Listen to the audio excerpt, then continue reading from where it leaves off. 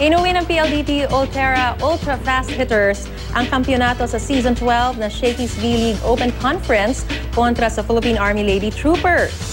May news to go si Mav Gonzalez.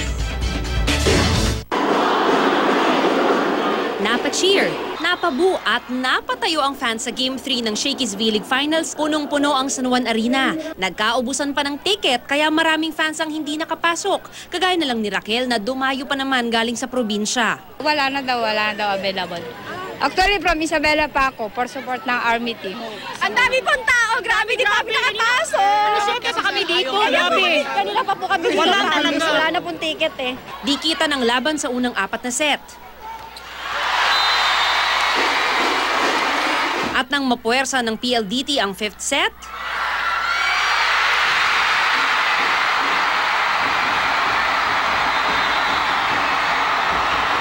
nagkampiyon ng PLDT Ultra Fast Hitters kontra sa Philippine Army Lady Troopers. Finals most valuable player si Jaja Santiago. Hindi ko po expected na ako yung mag-finals. Nakakasaya po, and then another achievement po. Alam ko na marami pa akong kailangang improve at hindi lang dito natatapos yun. Inabangan naman ng maraming fans ang idolo nilang si Eliza Valdez. Sana hindi pa dito matatapos yung pag-suporta nila sa amin kasi we're going for, sana suporta naman nila yung Team Philippines sa lahat ng sports this coming SEA Games.